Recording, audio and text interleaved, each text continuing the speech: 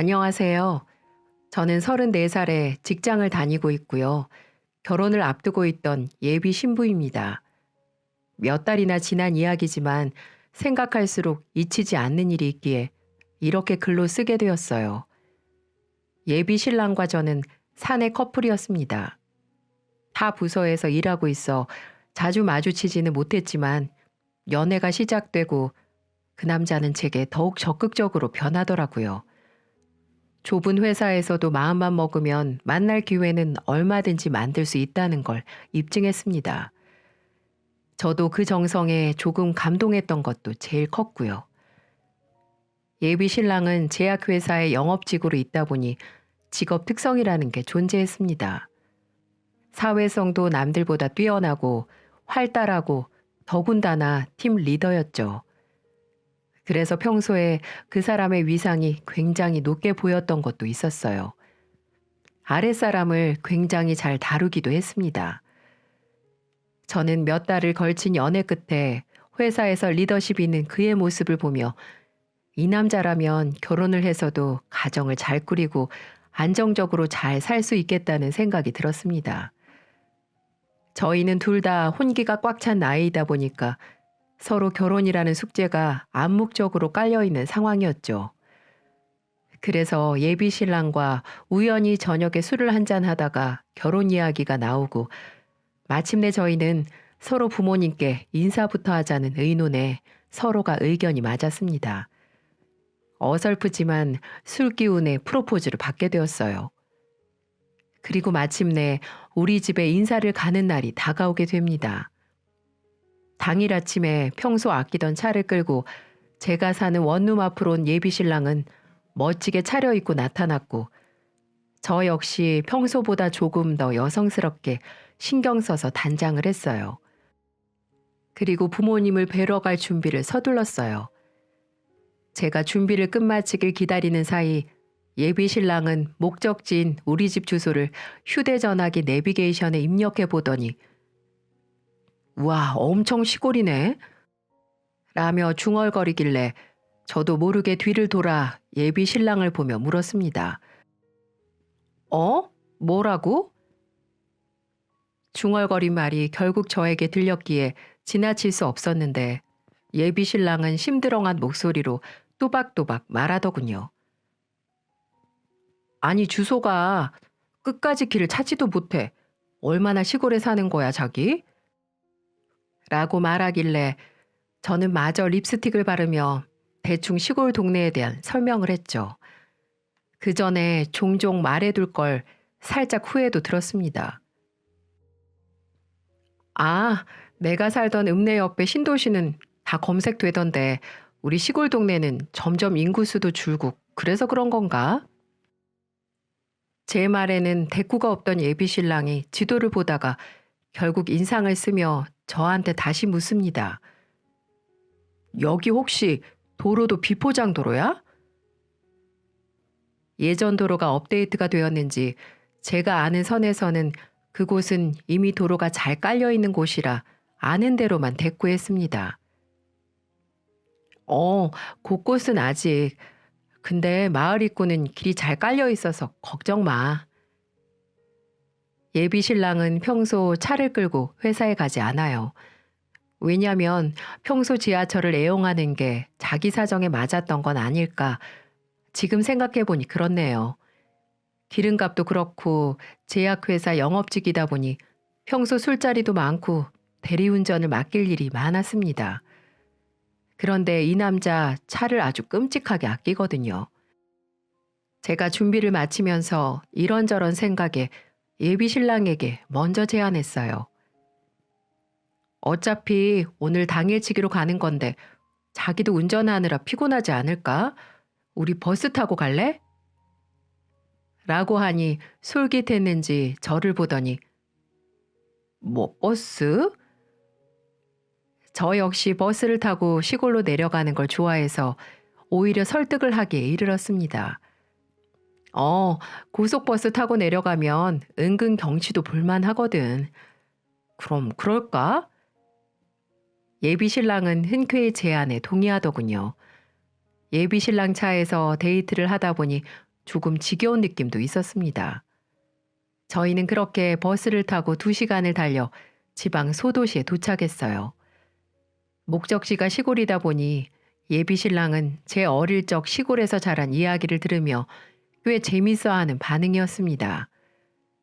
도시에서만 자라 내내 아파트에서 살아본 예비 신랑은 시골에 사는 삶이 약간 이상적으로 느껴졌나 봅니다. 마침내 터미널에 도착하자 예비 신랑이 이게 얼마 만에 탄 고속버스인지 그래서 그런가? 난 조금 멀미 나던데 자기는 괜찮아? 라고 말하길래 제가 걱정되는 마음에 나는 집에 올 때 자주 애용하니까 약 사줄까? 라고 물었습니다. 하지만 예비 신랑은 아이, 사나이가 돼서 멀미 하나를 못 이겨? 이 정도는 괜찮아. 라고 말하며 잠시 뒤에 마을버스로 갈아타 시골 읍내로 들어가야 하는데 조금 걱정이 되는 겁니다. 그래도 예비 신랑의 유쾌한 말투에 저는 안심하기로 했어요. 부모님께 처음 인사드리러 가는 길이라 그런지 저 역시도 슬슬 긴장이 되더군요. 마을버스로 갈아타는 사이 아빠에게서 전화가 울리는 겁니다. 마침 농장에 나가는 길인데 읍내로 마중을 나오시겠다고 하셨어요. 그래서 저는 가는 길, 집으로 들어가는 길에 택시를 잡을까 고민하던 찰나이기도 해서 대충 도착 시간을 알려드리고 익숙하게 예비 신랑을 데리고 읍내로 가는 마을버스에 올라탔습니다. 가는 내내 주변 풍경이 예쁘다는 둥 역시 제가 말했던 것 그대로를 즐기는 모습을 보며 뿌듯하더군요. 저희 시골은 과수원이 많아서 정말 풍경이 예술이거든요. 드디어 시골 읍내에 도착하게 되었어요. 사거리에 내리자 할머니들, 할아버지들이 날이 좋아서 마실을 많이 나와 있으셨고 또 시골장에 서는 날이라 그런지 좁은 읍내 사거리가 복작복작거리던 날이었어요. 그 사이에 아빠를 찾는데 한참을 보이지 않으셨어요. 그러다 저 멀리서 익숙한 모습이 제 눈에 띄는 겁니다. 아빠가 가끔 이용하시는 경운기인데 저희 집에서 운영하는 과수원에서 사용하는 경운기를 끌고 읍내 사거리에 나타나신 거예요. 저는 반가운 마음에 손을 흔들어 저희가 서 있는 곳을 알렸습니다. 아빠, 여기에요. 라고 손을 흔드니까 옆에 서 있던 예비 신랑이 놀란 목소리로 저분이 장인어른이셔? 라고 묻는 겁니다. 그래서 저는 그렇다고 고개를 끄덕이며 웃으며 대답했어요. 경운기를 끌고 나온 아빠는 저희를 태우기 위해 겸사겸사 근처에 나오셨다가 오신 길이라고 덧붙여 설명까지 했습니다. 그런데 예비 신랑 반응이 영 탐탁지 않았던 건 이때부터였어요. 아, 안녕하십니까? 허리를 숙여 인사를 하자 아빠는 머리부터 발끝까지 허우대가 멀쩡한지 스캔을 먼저 하시며 입을 여셨습니다. 그래. 자네가 지선이 남자친구구만. 반갑네. 내가 이의 애비라네.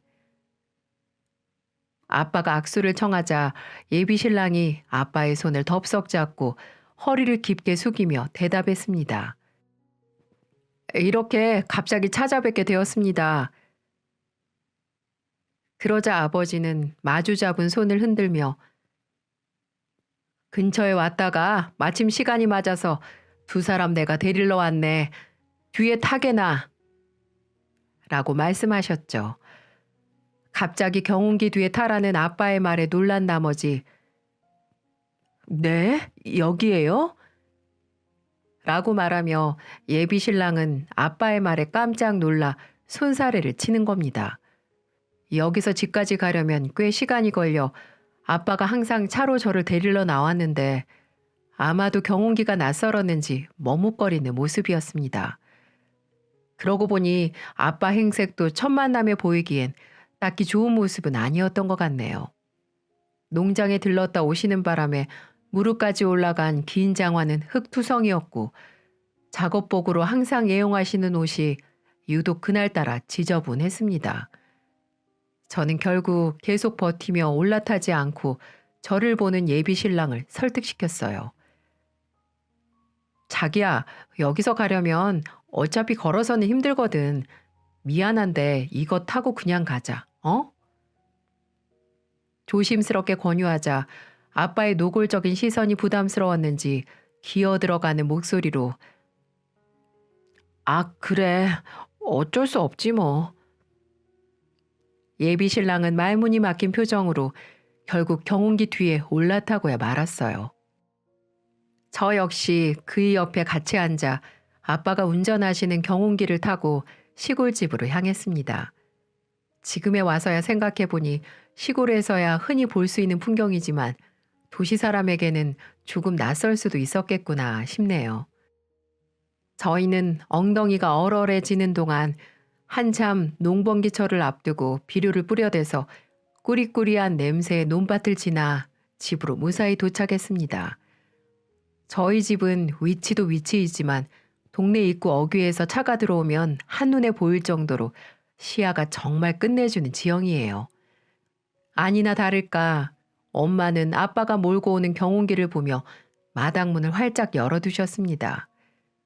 경운기가 시동을 끄는 순간 예비 신랑의 입에서 끙끙 앓는 소리가 터지는 겁니다. 엉덩이가 얼얼해 죽겠어. 소곤거리는 소리에 저도 괜히 미안해지더군요. 미안해. 라고 대답해주고 안색을 살피니 오는 길이 제법 피곤했던 게 맞았던 겁니다. 그래도 제 예비 신랑은 제법 긍정적으로 자기가 겪은 불편한 상황을 해석했어요.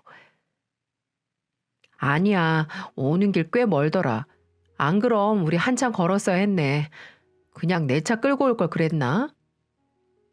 라고 말하는 겁니다.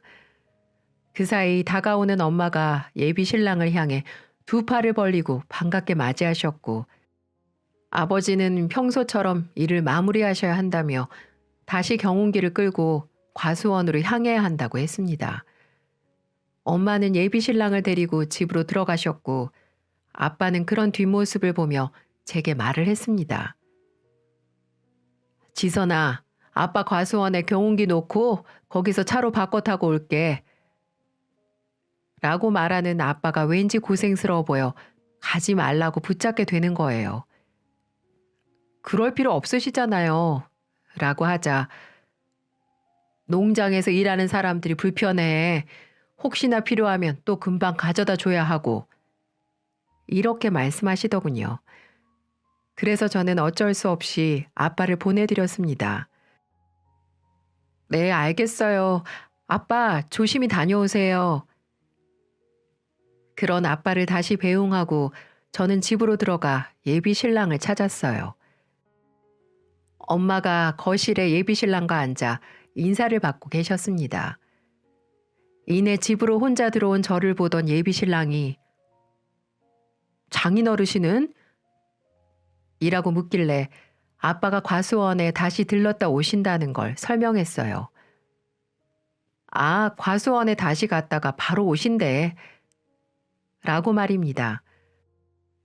하지만 경운기를 놓고 오니 마니 구구절절 설명하기 싫어서 간단하게 대답했더니 경운기 타고? 아이고, 얼마나 멀어. 역시 내 차를 갖고 올 걸 그랬나 봐. 나이 드시면 더욱 승차감 좋은 차 타고 다녀야 해. 자기도 알지? 우리도 한두 해 나이 먹어가니까 느껴지잖아. 몸이 예전 같지 않은 거. 라고 구구절절 늘어놓는 겁니다. 아무렴 엄마도 앞에 있는데 새파랗게 어린 자식들이 나이 운운하며 늙어간다는 소리를 하니 어색하게 그저 웃기만 하시는 얼굴이었어요. 엄마는 저녁을 준비하시겠다며 저와 예비 신랑에게 주변도 둘러볼 겸 바구니를 건넸습니다. 지선아, 봄이라 제철인 나물들이 많아. 지금 아니면 못 먹으니까 여기에 몇 가지 뜯어와라. 저는 어릴 때부터 시골에 살아 그런지 시골에서 시기가 되면 먹을 수 있는 나물들이 뭔지 잘 알고 있었어요. 예비 신랑은 아무 말 없이 저를 따라 나서길래 불평이 없는 줄 알았어요. 하지만 텃밭에 나아가 쭈그리고 싱그러운 제철 나무를 뜯는 저에게 아니 얼마나 먹을 게 없으면 풀을 뜯어 먹어? 이렇게 말하는 겁니다. 예비신랑이 오해를 한 것 같아서 다정하게 설명해 줬죠. 풀? 이거 제철 나물이야. 엄청 맛있는데? 향긋해. 서울에서 이런 거 사 먹으려면 손바닥만큼 사도 5천 원은 줘야 할걸? 이렇게 설명해 주니 불평하는 소리는 더 이상 나오지 않더라고요. 저는 텃밭에 나가 엄마가 심어두신 모종들이 자란 걸 보며 뿌듯해서 하나씩 설명해 줬습니다. 하지만 예비신랑은 영 표정이 안 좋더라고요. 아무래도 고속버스를 타고 내려와 멀미를 해서 그런가 싶기도 했습니다. 그래도 먼 길 오게 된 저희 집 손님이니까 최대한 기분 좋게 접대를 해야 하는 게 맞다고 생각해서 저 역시 예비신랑의 기분을 헤아리려고 노력했어요. 아, 속도 별로고 칼칼한 라면 같은 거 먹고 싶어. 여기 냄새는 왜 이렇게 똥 냄새가 나? 마을에 혹시 어디 배수관 문제 있는 거 아니야? 저는 그 말에 푸하하 하고 웃음을 터뜨렸어요. 여기는 청정지역이라 근처에 공장 하나 없거든요. 그래서 덧붙여서 다시 설명을 해줬습니다. 여기 지금 철이 그래서 냄새도 별로고 그렇지? 비료 냄새야. 그래도 이따가 저녁 되면 상쾌하고 분위기 좋아. 이런 거. 라고 말하며 한 움큼 뜯은 제철 나무를 들어 보였습니다. 그러면서 먹다 보면 입맛도 살아날 거라고 호언장담을 했죠. 예비신랑이 요즘 들어 입맛이 없어서 그런지 인스턴트 식품만 찾아대던 게 떠올랐어요. 저는 싱그러운 채소들과 나물들 그리고 과일나무에 열린 사과도 몇 개 따서 바구니에 담아 집으로 돌아왔습니다. 그 사이 집으로 복귀하신 아버지와 어머니는 서둘러 저녁 식탁을 차리셨습니다. 집은 정원이 있는 전원주택이었는데 보기엔 평범해도 특별하게 직접 지으신 집이라 수리할 곳 없이 평생 손 많이 가지 않아 부모님이 이 집을 너무 좋아하셨습니다. 배고플 텐데 어서 앉지. 예, 장인어르신. 조금 전 뚱하던 표정은 온데간데 없어지고 역시 제 예비신랑은 부모님 앞에서 쾌활한 얼굴로 넉살 좋게 식탁에 앉았습니다. 아버지가 읍내에서 저를 기다리시다가 삼겹살을 사셨더라고요. 돼지 잡는 날 사온 거라며 귀한 거라고 특수 부위도 함께 올리시면서 말하니까 남자친구가 넉살 좋게 웃으며 한마디 던지는 겁니다. 아버님, 혹시 돼지 잡는 날만 기다렸다가 읍내 가시는 건 아니시죠? 그날만 기다리면서 숟가락 밟고 계시면 안 됩니다. 어르신들 나이 드시면 고기 잘 챙겨 드셔야 해요. 라고 발랄하게 말하자 순간 아빠는 해석하기 힘든 얼굴로 예비신랑을 빤히 쳐다보더군요. 저야 제 아빠의 기분을 잘 안다지만 아마도 예비신랑의 말투나 어른을 대하는 성향을 마음에 썩 들어하지 않는 눈치였어요. 하지만 예비신랑은 그 분위기를 빨리 눈치채지 못했는지 한마디 덧붙이는 겁니다. 단백질 보충 젊을 때야 대수롭지 않게 생각하는데 나이 들면 아니거든요. 우리 제약회사 다녀서 제 말 믿으셔도 됩니다. 그렇지 자기야? 라고 말입니다. 저는 예비신랑이 툭 치며 동조를 구하는 말에 어쩔 수 없이 말을 어버버거리며 고개를 끄덕였어요. 저희 아버지는 사실 농장 일을 오래 하시고 식성도 좋으셔서 매번 끼니도 거르지 않고 건강하게 드세요. 매년 해마다 받는 건강검진에서도 빨간불 하나 끈 곳이 없었거든요. 어쨌든 첫 술을 그렇게 뜨기 시작하고 엄마가 갑자기 자리에서 일어나는 거예요. 어머 맞다. 언젠가 우리 사위 오면 마시려고 아껴두던 거 있는데 하시면서 장식장에서 인삼주를 꺼내오셨습니다. 정말 귀한 인삼으로 담근 건데 집에 귀빈이 오지 않는 이상 따지 않는 거였어요. 뚜껑에는 어설픈 글자로 7년 전 날짜가 적혀 있었고 엄마가 식탁에 그걸 턱하니 올려놓고 잔을 가져오자 예비 신랑은 빤히 인삼주통을 바라보는 겁니다. 어때? 맛있겠지? 엄마가 기분 좋게 국자로 술을 한 잔 떠서 내밀자 고개를 꾸벅이며 인삼주를 받아들고 아빠의 잔에도 술이 채워지자 두 사람은 조용히 잔을 부딪히고 맛을 보더군요. 정말 은은하고 맛있는 술인데 이거 도라지예요? 라는 말에 저희는 일순간 빤히 예비 신랑을 바라봤습니다. 평소 장난치는 표정이었지만 부모님은 처음 듣는 소리에 조금 난감해 하셨습니다. 무슨 소리야? 이거 되게 귀한 인삼이야. 나도 담그는 거 봤어. 라고 말하며 제가 예비 신랑 옆구리를 툭 치며 한 소리 하자 화들짝 놀라며 서둘러 변명을 하는 거예요. 아니, 요즘 시골에서 어르신들 상대로 하도 사기치는 사람들이 많아서 알잖아 자기도.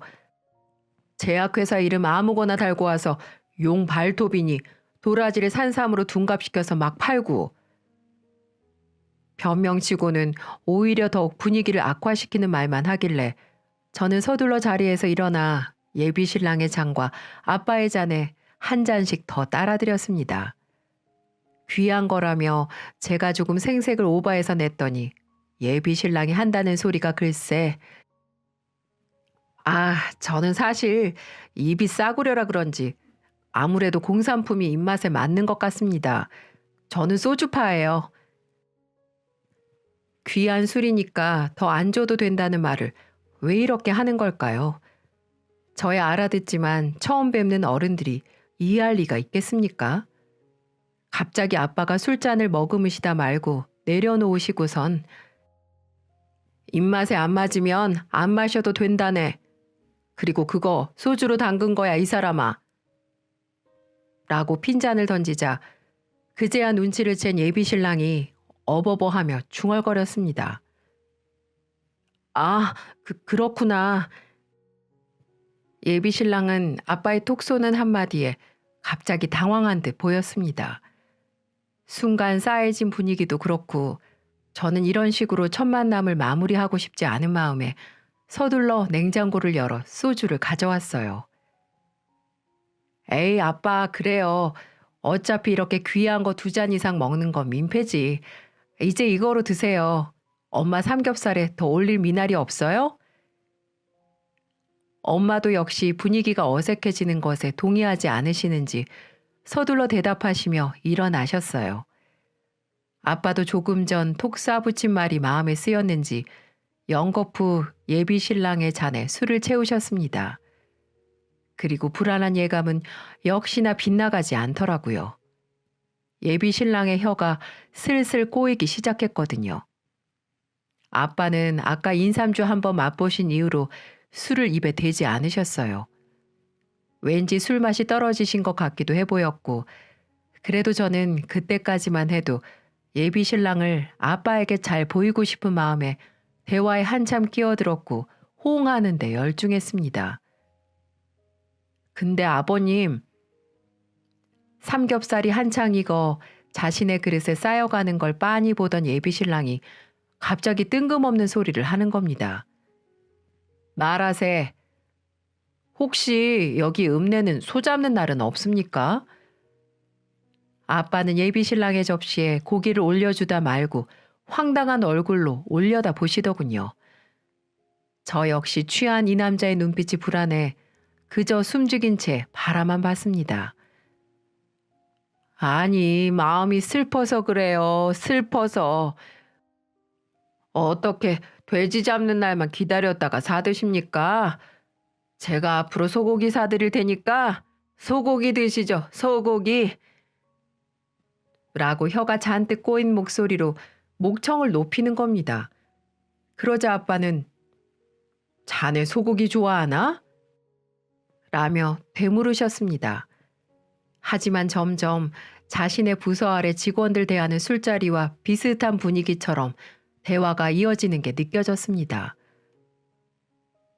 아니, 소고기 싫어하는 사람이 어딨어요. 안 그래, 자기야?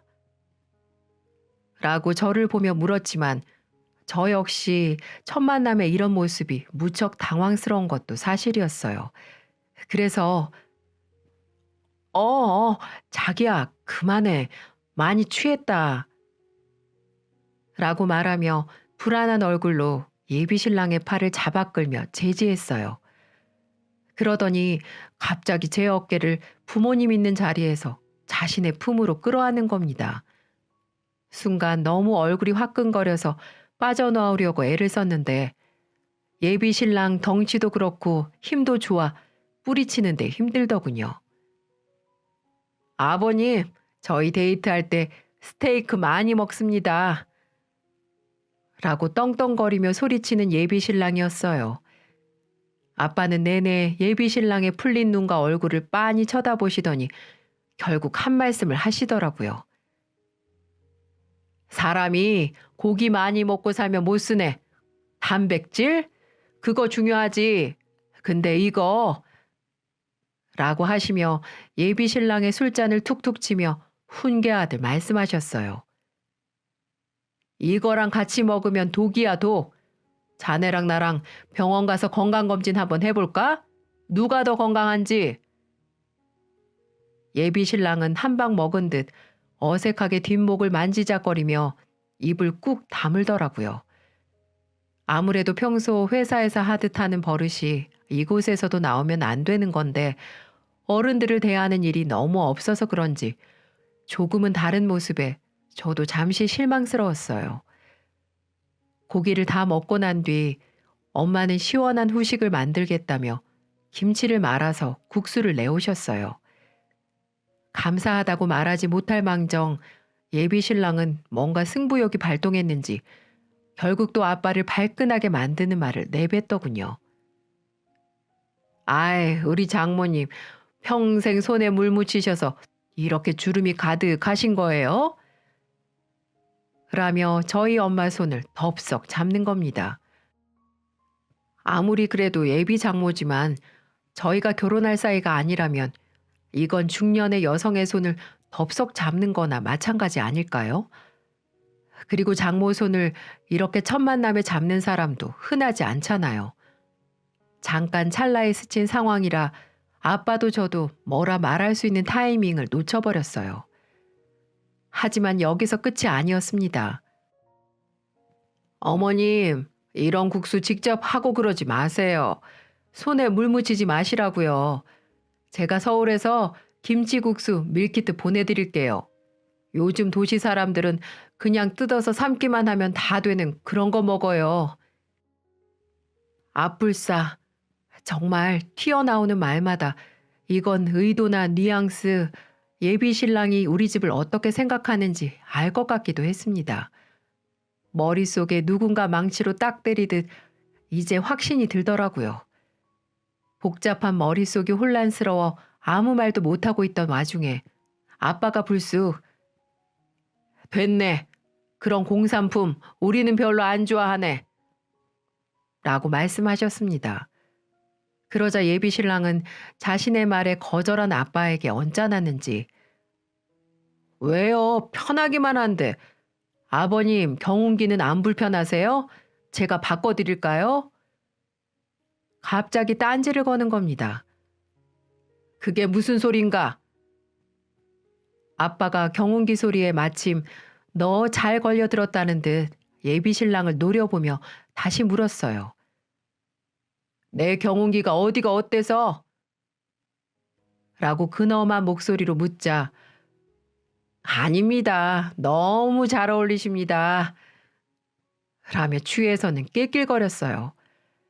저는 결국 이제는 장단을 맞추지도 않고 고개를 숙인 채 젓가락만 희적였습니다. 그런데 그 사이 예비 신랑이 제 옆구리를 툭 치는 겁니다. 자기야, 여기 중고차 파는 데 없어? 라고 말하는데 제 안색은 이미 새파래졌고 왜? 있긴 있어. 저기 옆에 신도시 단지로 가는 길에 있을걸? 이렇게 말하며 제가 아무 생각 없이 대답했던 게 문제였습니다.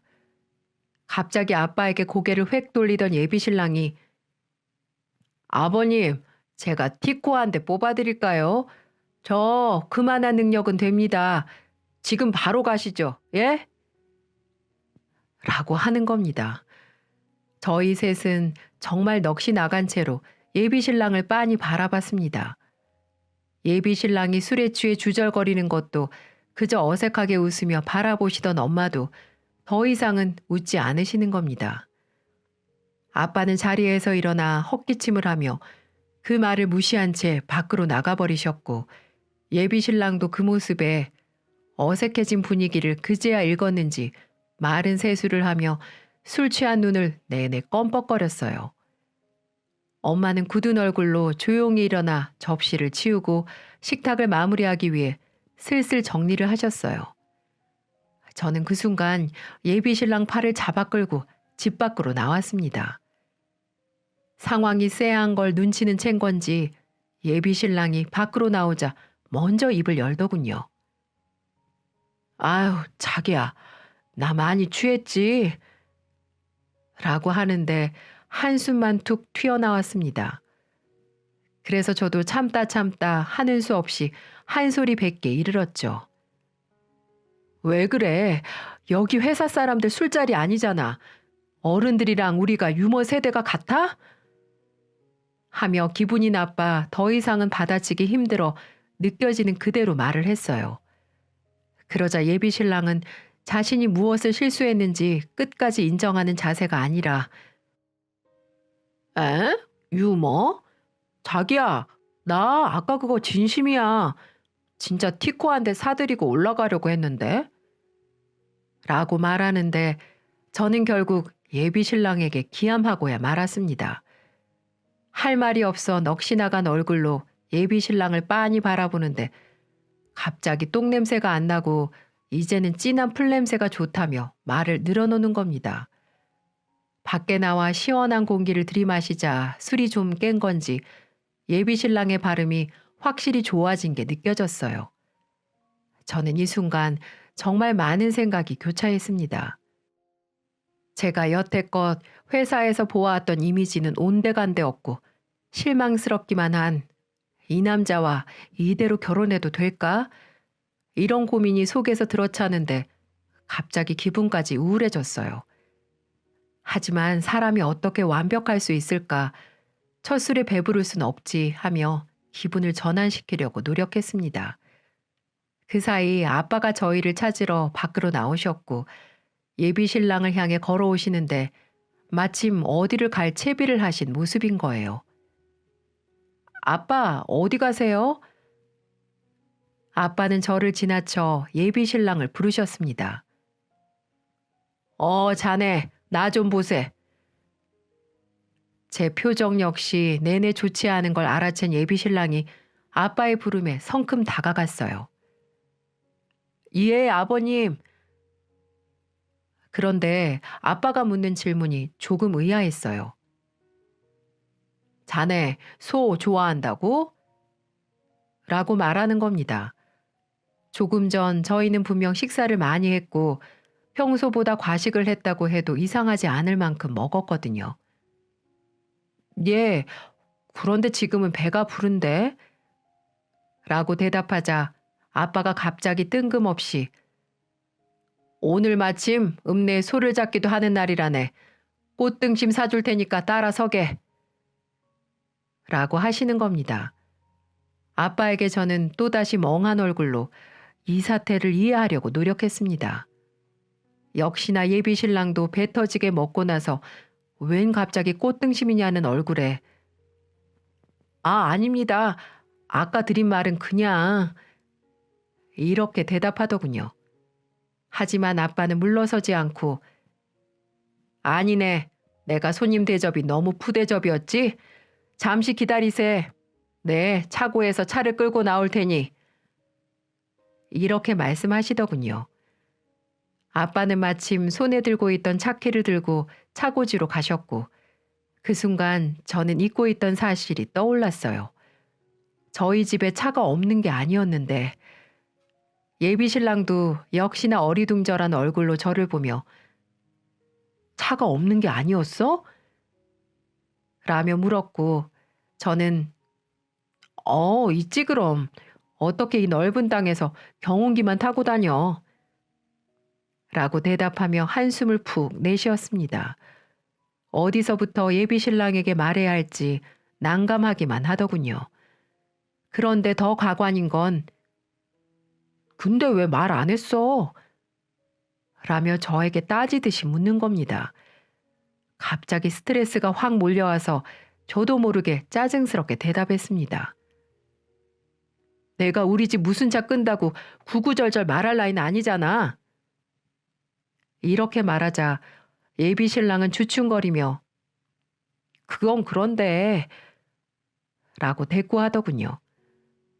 정말 어리둥절한 표정으로 뒷머리를 극적이면서 사태가 어떤 상황인지 이해를 못하는 것 같았습니다. 마침내 아빠가 집 뒤 차고지에서 차를 끌고 집 앞으로 오셨고 예비 신랑은 차 맨 앞에 박힌 엠블럼을 보고 그 자리에서 얼음처럼 굳어버렸어요. 바로 벤츠였거든요. 지금 아버님 차가 혹시 벤츠야? 라고 물으며 갑자기 저를 원망하는 얼굴로 돌변하는 겁니다. 저는 한숨밖에 나오는 게 없었어요. 마침 예비 신랑의 꿈이 벤츠를 사는 거였는데 저희 아빠가 벤츠를 끈다고 말하는 게 유치해서 그간 말 안 한 것도 있었거든요. 운전석에서 내린 아빠가 예비 신랑에게 어서 보조석으로 타라고 손짓을 하셨어요. 무척 당황한 그런 예비 신랑의 모습은 저도 처음 보았어요. 주춤거리며 아닙니다. 아버님 제가 아끼는 이렇게 말하자 어른이 사준다는데 거절하는 것도 예의가 아니네. 어서 타. 내가 차 문까지 열어줘야 해? 왜 서울 사람들은 다 그런가? 라고 하시며 톡 쏘셨습니다. 예비 신랑은 아까 자기가 꺼냈던 말들을 곱씹는 듯 아차 하는 표정이었죠. 여기서 반전은 예비 신랑은 서울이 고향이 아니랍니다. 고작 몇 년 됐을까요? 이따금 동창들과 통화를 하면 나 이제 서울 사람이야 이 자식아. 이런 말을 입에 달고 사는 게 저는 들을수록 사람이 달라 보였어요. 결국 보조석에 올라타 문을 닫자 그 모습을 보던 아빠가 제게 다가오셨어요. 그리고 예비 신랑이 저를 보지 못하도록 등을 진 뒤 조용히 말씀하셨죠. 지선아, 너 저놈 정말 좋아하니? 식사 시간 고작 2시간이었다. 그 안에 저 사람이 하는 행동만 봐도 아빠는 아닌 게 보이던데. 저는 제 속을 꿰뚫어 보신 아빠에게 놀라서 할 말을 잃은 채 무슨 말을 먼저 해야 하나 그저 고민만 했습니다. 어서 솔직하게 말해봐라. 내가 보기에는 우리 딸이 너무 아깝거든. 이렇게 말하시면서 제 대답을 느긋하게 기다리셨습니다. 갑자기 울컥했지만 저는 차분하게 대답했어요. 죄송해요. 제가 보는 눈이 너무 낮았던 것 같아요. 제가 서울 올라가면 좋게 정리할게요. 라고 기죽어 말하자 오히려 아빠는 그렇지? 다행이다. 내 말에 동의하는구나. 그럼 아빠가 알아서 처리하마. 하시며 운전석으로 돌아가시려고 하길래 저는 물었습니다. 네? 어떻게 하시려고요? 그리고 아빠는 운전석 문 손잡이를 잡고 당기기 전 한마디를 하셨어요. 글쎄, 이 아빠가 알아서 할게. 아빠 믿어라. 그리고 우리 딸 꽃등심 사올게. 이 와중에 웬 꽃등심이냐며 반문하고 싶었지만 이미 운전석으로 올라탄 아빠는 차 문을 닫아버리셨습니다. 저는 그렇게 마을 어귀를 벗어나는 아빠의 차 후미등을 보며 한참 동안 그 자리에서 서성이다 들어왔어요. 집으로 돌아와 뒷정리를 하는 엄마에게 다가갔지만 기분이 언짢으신지 아무 말도 안 하셨고 저도 그런 엄마에게 딱히 구구절절 예비 신랑에 대한 변명을 하고 싶지 않아 조용히 일만 도와드렸습니다. 그리고 1시간 정도가 가지 않아 아빠 차가 다시 집으로 들어오는 소리에 앉아있던 저는 엉덩이에 불이 난 듯 뛰어나갔습니다. 혹시 다녀오는 그 사이에 또 무슨 실수를 하진 않았을까? 내내 그 걱정만 드는 거예요. 그런데 마당에 들어서는 아빠를 보고 눈이 휘둥그레졌습니다. 소고기를 사러 함께 나갔던 예비 신랑은 온데간데 없고 아빠 손에 소고기만 들려져 있는 거예요. 제가 그 사람은요? 당황해서 물으니 아빠는 기분 좋게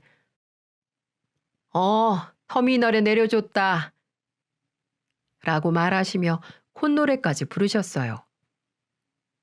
아빠, 이후 상황이 궁금해서 불렀지만 더 이상 대답하지 않으셨고 집으로 들어가며 후식으로 꽃등심을 먹자고 엄마를 부르는 소리가 들렸습니다. 저는 얼이 빠진 얼굴로 그 자리에 서서 한참 동안 움직이지 못했네요. 그리고 주머니에서 미친 듯이 울리는 휴대전화 진동 소리를 뒤늦게 알아차렸습니다. 주머니에서 전화기를 꺼내들자 예비 신랑의 부재중 전화가 수십 통이 쌓여 있더군요. 다시 전화를 걸자 다짜고짜 흥분하고 격앙된 목소리에 예비 신랑의 목소리가 들렸습니다.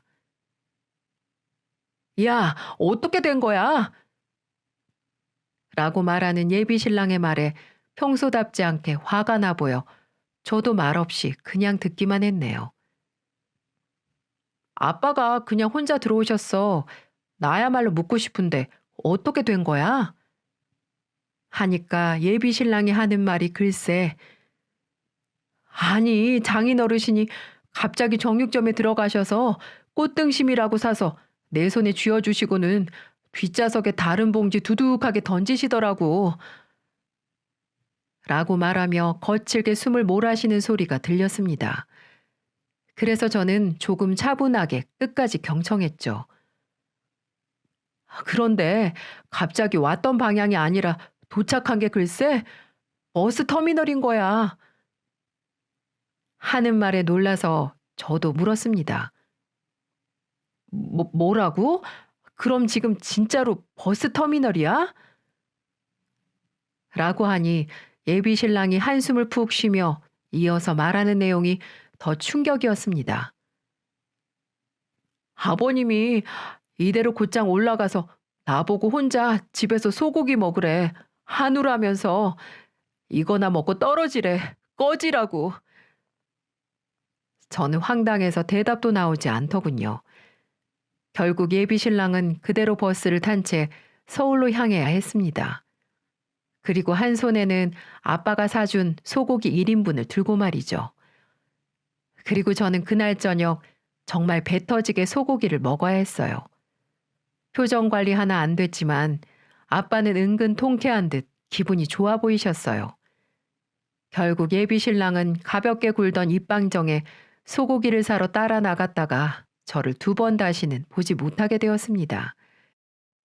저는 그 이후 서울로 복귀해 평소 러브콜을 받았던 다른 제약회사에 이직을 하게 됐어요.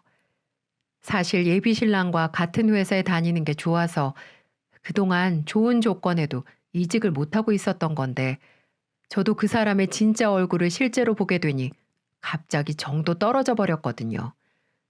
그 이후로 연락이 없었냐고요? 당연히 초반에는 예비 신랑의 미친 듯한 연락에 하루 일상이 불가할 정도였어요. 하지만 이미 우리 집에서 벌어진 일은 돌이킬 수 없지 않습니까? 그런 사람과 결혼해 부모님 마음에 못을 박느니 차라리 혼자 늙을 때까지 효도하면서 사는 게 낫다고 생각했습니다. 남자 공부 제대로 했다고 생각하지만 그래도 한편으로는 나쁜 사람은 아닌데 라는 생각도 들었습니다. 지금은 연락이 뜸해지긴 했는데 헤어지자는 통보가 아무래도 인정하기 힘든 모양이에요. 최근 폐인처럼 지낸다는 말에 속이 상해 조금은 흔들리는 것도 솔직한 심정입니다. 제대로 혼쭐이 난 예비 신랑, 이대로 다시 재회한다면 이전에 했던 행동들에 대해 변화가 있을까요? 아니면 사람 인성은 절대 뜯어 고칠 수 없는 걸까요? 회사에서 항상 아랫사람만 대하는 버릇 때문에 잠시 감을 잃었던 게 아닌가, 이런 생각도 드네요. 밤이 깊어지는데도 요즘 그날의 일이 자꾸만 떠올라서 저는 밤잠을 설치게 되네요. 지금까지 제 긴 사연 들어주셔서 정말 감사합니다. 안녕하세요. 저는 올해 3살 된 남매 쌍둥이의 엄마입니다. 지금은 온라인 쇼핑몰에서 의류와 가방을 판매하고 있죠. 저는 대학 가기 전까지 아버지 없이 어머니와 단 둘이 살았습니다. 아주 어릴 적에 아버지에 대한 것을 물었다가 어머니께 엄청나게 혼이 난 이후로 단 한 번도 이야기를 꺼낸 적이 없었어요.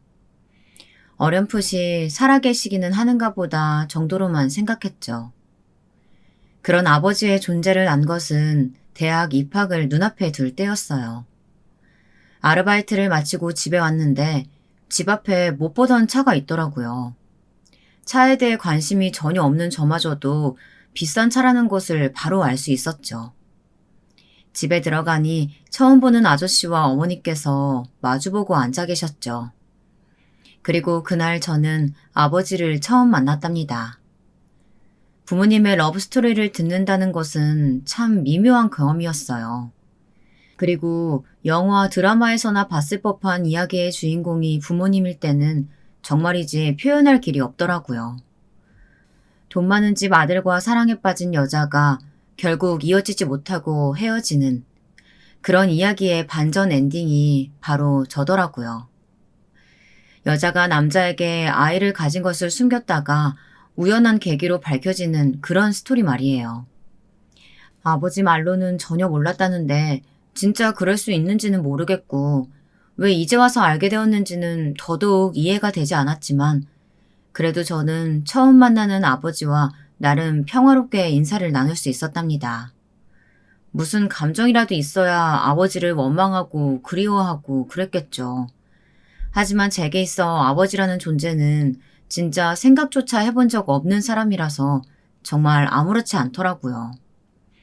그렇게 처음 만난 이후 아버지께서는 종종 저를 만나고 싶어 하셨고 저 역시도 불편하지는 않았기에 거기에 응했죠. 결혼을 하지 않으셨는지 그 자리에는 사촌 오빠라는 사람도 종종 동석했어요. 작은 아버지의 아들이라는데 저한테 이상하게 잘해주더라고요. 그렇게 저는 적당한 거리감을 두고 친가 식구들을 만나왔어요. 저한테는 그 거리감이 좋더라고요. 남편을 만난 곳은 아버지의 소개였어요. 늘 아버지와 함께 오시는 김 비서님께서 괜찮은 남자가 있다고 저에게 소개팅을 해보지 않겠느냐고 하시더라고요. 눈치를 보니 아버지께서 마음에 들어하는 사람인 것 같았어요. 당시 연애를 쉬고 있던 시기라 그냥 가볍게 만나보는 것쯤은 괜찮겠지 싶어서 나가겠다고 했죠. 그런데 거기 나온 남자가 바로 우리 남편이랍니다. 저는 첫눈에 호감이 갔는데 남편은 아니었다고 하더라고요. 그냥 커피만 마시고 헤어져야지 하고 나온 상태라 그냥 제가 머리부터 발끝까지 다 마음에 안 들었다고 하더군요. 그런데 이야기를 하다 보니까 호감이 생겨서 저의 다음에는 영화를 보자라는 말에 오케이를 했다고 알려주었어요. 그 뒤에 이야기는 별거 없었어요. 1년 넘는 시간 동안 남편과 저는 여느 연인들과 다르지 않았죠. 그리고 당연한 수순처럼 결혼을 하자고 약속했고요. 모든 것이 순탄하게만 흘러갈 것이라고 생각했어요. 하지만 시댁에서 저희 어머니가 미혼모라는 것을 알게 되면서 상황은 바뀌었죠. 시어머니께서 껄끄럽다라고 말씀하셨거든요. 참 기분이 더러워지는 단어더라고요. 저 역시도 그렇다면 결혼은 하지 않겠다고 했죠. 너까지 왜 그래, 진짜. 우리 어머니 시대야 그런 생각 하실 수 있잖아. 내가 충분히 설득할게. 설득? 설득하면? 오빠가 설득하면 어머니 머릿속에 그 껄끄럽다는 단어가 사라진대? 계속 나 보면서 그런 생각 하실 텐데. 엄마가 너한테 말실수하신 건 진짜 미안해. 말씀만 그렇게 하신 거지 반대하신 것도 아닌데 왜 먼저 나서서 결혼을 업겠다고 그래? 어머니 하신 말씀의 뜻이 그거 아니야? 너 같은 아이는 우리 아들과 결혼할 수 없다. 남편은 절대 아니라고 했지만 저는 이미 마음이 돌아섰어요. 자격지심이라고 해도 할 말은 없는데 어쩌겠어요. 그런 말에도 결혼이 하고 싶을 만큼이 아닌데. 남편은 어떻게든 돌아선 제 마음을 잡고 싶어 했고 저는 반대로 피하기만 했답니다. 그러던 어느 날 퇴근 시간이 다가오는데 로비에서 누군가 저를 기다린다고 하더라고요. 저는 남편이겠지 하고 별 생각 없이 내려갔다가 너무 놀라서 기절하는 줄 알았답니다. 세상에 시어머니께서 계시더라고요. 전혀 생각지도 못한 반전에 저는 정신이 하나도 없었죠. 시어머니께서는 제가 놀란 마음에 허둥지둥하는 것을 느끼셨는지 퇴근하면 앞에 있는 카페로 오라고 하시더라고요. 저는 삐걱거리면서 고개를 끄덕이고는 급히 올라가 퇴근 준비를 했죠. 머릿속에는 오만 가지의 생각으로 복잡했어요. 카페에 도착해서도 저는 아무런 말을 못했습니다. 시어머니께서도 가만히 계시기만 했고요. 혹시 결혼 없었던 일로 하자고 얘기하러 오신 걸까? 돈 봉투라도 주시면서? 아니면 자기 아들을 거절한 것에 대한 화풀이? 침묵이 길어질수록 제 머릿속에는 온갖 망상으로 가득 찼죠. 그런데 그때 시어머니께서 깜짝 놀랄 만한 말씀을 먼저 꺼내시는 거예요. 미안하다. 내가 말이 심했다. 나도 나이가 들었는지 주책 없이 하면 안 될 말을 하고 말았어. 마음 많이 상했을 텐데 미안하다. 네? 네, 어머님. 이런 말로 사과해서 네 마음이 쉽게 풀리지는 않겠지만 그래도 꼭 만나서 얘기해주고 싶었다. 사연 없는 집이 어디 있겠니? 내가 생각이 짧았지. 그날 그렇게 말하고 아차 싶었는데 바로 미안하다는 말을 못했어. 사과해 주셔서 감사합니다, 어머님. 저는 차마 괜찮다는 말은 못하겠더라고요. 그래서 진심으로 감사하다는 말을 했죠. 시어머니께서는 그 대답에 고개를 끄덕이시고는 먼저 간다고 하시고는 나가버리셨어요. 혼자 남은 저는 기분이 뒤숭숭했어요. 시어머니께서 사과하실 것이라고는 상상도 못했거든요. 다른 분들은 고작 그런 말에 마음이 흔들릴 수 있느냐고 하시겠지만 저는 진짜 그 말씀 한마디에 속상했던 기분이 풀리는 기분이었어요. 결국 남편과의 결혼을 그만두겠다고 다짐했던 마음이 돌아서고 말았죠. 그렇게 결혼한 저희는 큰일 없이 정말 무난하게 살았어요. 결혼 첫 해에 저는 바로 쌍둥이를 임신했고 몇 번의 위험했던 순간이 있던 터라 회사를 그만둬야 했죠.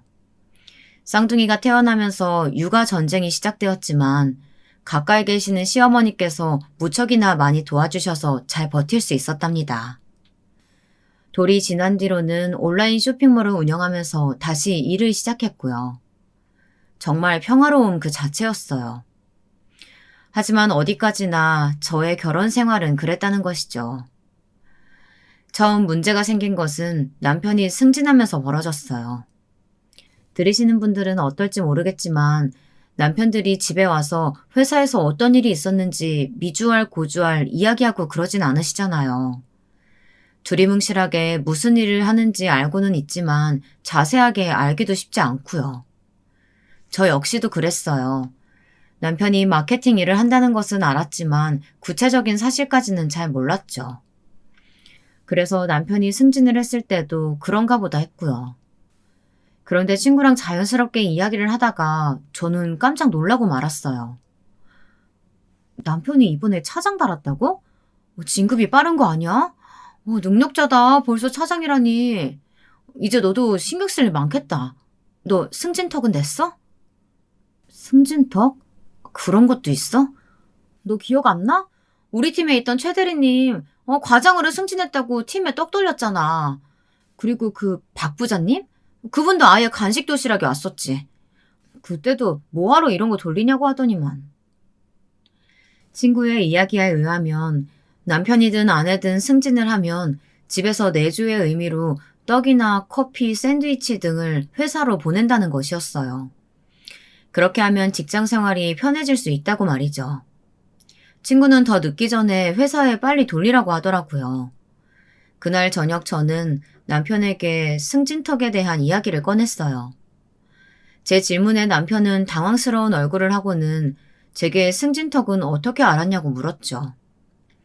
남편이 보기에는 제가 그런 쪽에 관심이 없어 보여서 따로 이야기를 하지 않았다고 하면서 그냥 1층 커피점에서 커피나 사서 돌릴 생각이었다고 하더군요.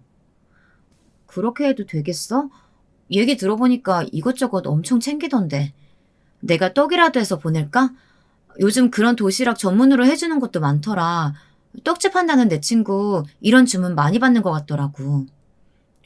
나야 해서 보내주면 좋지. 그런데 최근에 일 많다며. 바쁜데 괜찮겠어? 거기다 애들 일도 그렇고. 나도 한다고는 하는데 상대적으로 당신이 더 많은 시간을 애들과 보내잖아. 늘 미안해. 별말을. 내가 잘 몰라서 미리미리 챙겨주지도 못했네.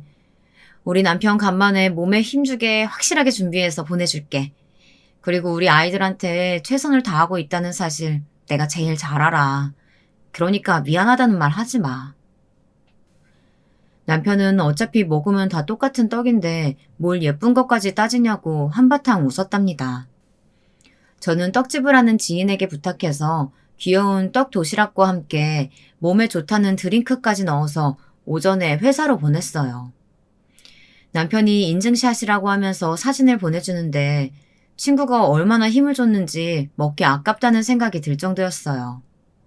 거기다 도시락을 들고 있는 남편은 기분 좋아 죽겠다라고 쓰여있을 정도로 환하게 웃고 있었죠. 이렇게 좋아하는데 미리 좀 알아보고 해줄 걸 살짝 후회가 되기도 했고요.